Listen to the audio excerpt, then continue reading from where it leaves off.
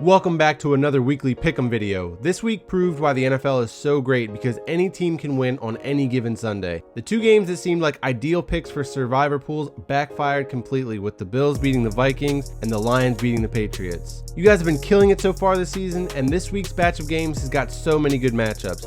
Here are the top 7 from week 3 with CeeLo's taking the top spot. And these are the leading entries so far in this pick'em challenge with Max Libidos and Ant Busy tied for the top spot. I was 70th overall in week 3, and after kind of a rough week, I'm 78th overall. It's not too late to join me in picking NFL games this season. The winner at the end of the season will get an NFL Shop gift card. I'll put a link in the description below to join. Make sure that you're doing this from a desktop computer or a laptop because people on mobile have not been having success with this link. And our group finally made it to the front page of the NFL Pick'em group, so that's cool. You guys crushed the goal last week with over 450 likes. Thank you so much for the support on this channel. This week the goal for this video is 200 likes, and I'll keep making these as long as you guys keep liking them. And let me know in the comments which picks you disagree with. If you really want to be an overachiever, you can go ahead and explain why you disagreed with them so I can argue back with you. Let's get started. On Thursday Night Football, we've got Vikings at Rams. What a blessing of a Thursday Night Football game this early in the season, where two of the best teams in the NFL take each other on in an early season matchup to see where both of these teams stand. It wouldn't surprise me if this is an early preview of the NFC Championship game. We have the Vikings number 14 offense taking on the Rams 6th ranked defense. These teams are both really well coached, so I don't see there being one of those typical Thursday night slow starts for one side. The Vikings are coming off a thrashing against one of the worst teams in the NFL at home because they were likely looking ahead to this game and fell into a trap game with the Bills. And now they're dealing with one of their best players in Everson Griffin dealing with mental health issues. The Bills exposed the Vikings offensive line, and despite missing both cornerbacks, I think that Wade Phillips will be able to continue to hassle Kirk Cousins. Rams win.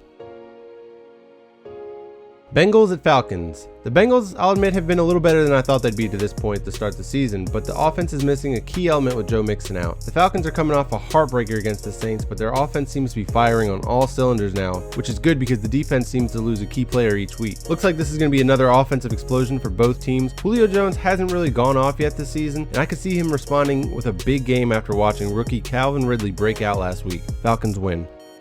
Buccaneers at Bears. Here we have the number 1 offense taking on the number 5 defense. This game is two teams on the come up and should be one of the better games of the weekend, as each team tries to stake their claim as a playoff contender in the NFC. I sense a breakout game coming from Mitch Trubisky soon, and this could be the week. The Fitzmagic seems to come and go in cycles, and I like the Bears defense to continue to feast on quarterbacks and further expose the Bucs offensive line. Bears win.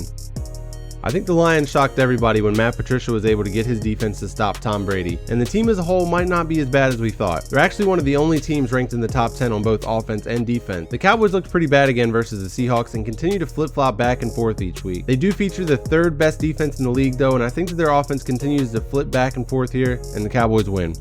Bills at Packers. The Bills really shocked us all by going into Minnesota and whipping up on the Vikings. They've been on a tear ever since Vontae Davis quit on them at halftime. This week they have to travel to Lambeau to take on the Packers. The Packers' 23rd ranked defense lost free agent acquisition Muhammad Wilkerson last week, but I think they still have enough on that side of the ball to stop the 31st ranked offense. Assuming Clay Matthews doesn't get another roughing the passer penalty on a crucial drive, Packers win.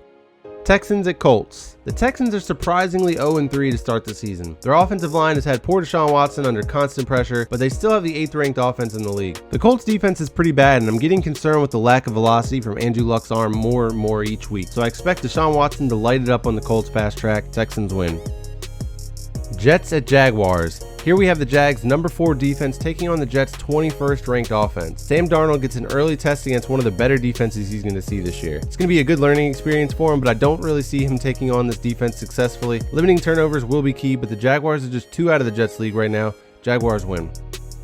If you told me in the preseason that this game was going to feature a 3-0 team versus a 1-2 team, I would have thought that seemed realistic. But if you tried to tell me that 3-0 team was going to be the Dolphins, I would have told you to get out of my face with that nonsense. Last week, the Dolphins beat the Raiders and the refs to stay undefeated, and their offense and defense seemed to complement each other really well. The Patriots knew their offense was lacking weapons and went out and got Josh Gordon. After a week to get acclimated to the offense, I think they unleashed Flash Gordon this week in a crucial AFC East game. Patriots win.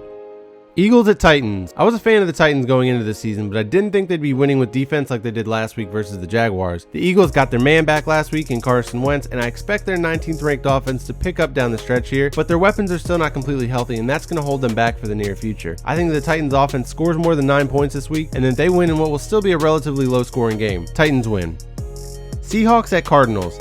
Here we have an exciting matchup of the 27th ranked offense and the 32nd ranked offense. This matchup of NFC West teams makes me a little sad.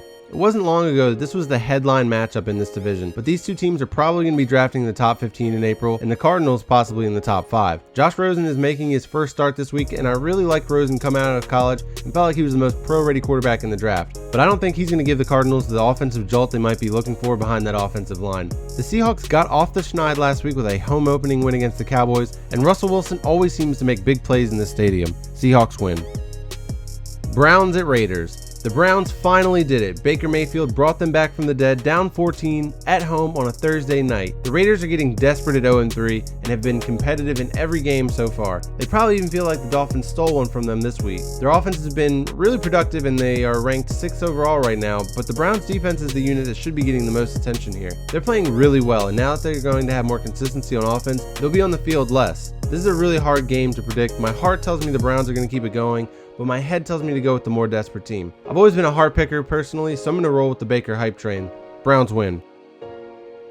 49ers at Chargers. RIP Jimmy G. Only 3 games in, and the 49ers are stuck with likely a revolving door of backup quarterbacks to finish the season, with CJ Beathard as the next man up. The Chargers were a trendy pick before the season started, but they traditionally start out slow and pick up the pace as the season progresses. I think that continues to be a trend for them, and they get the win at home, even though I expect the crowd to be like 90% red and gold. Chargers win. Saints at Giants. Drew Brees and the Saints offense were firing on all cylinders this week in Atlanta. Nobody can stop them, right? As Lee Corso always says, not so fast, my friends. The Giants actually have a great run defense, and MetLife Stadium is not as easy to throw in as a dome. I think the Saints offense stalls out this week, and the Giants offense takes advantage of this 30th ranked defense. Giants win.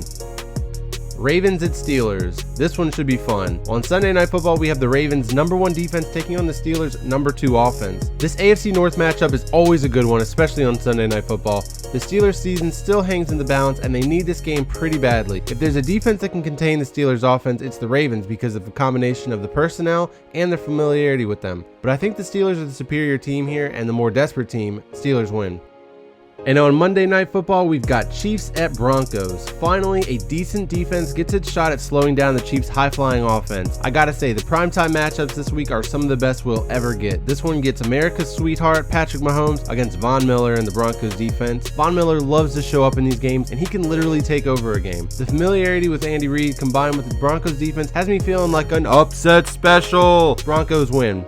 Alright guys, that's going to do it for week 4. I'm sure I'll only get 8 or 9 of these right again this week, but I felt like I needed to go with some upsets instead of taking the safe picks every time. Let me know what picks you guys would change in the comments below. Don't forget to make your picks this week, and be sure to hit the like button on your way out as we need 200 likes on this video. Thanks for watching, and I will see you in the next video.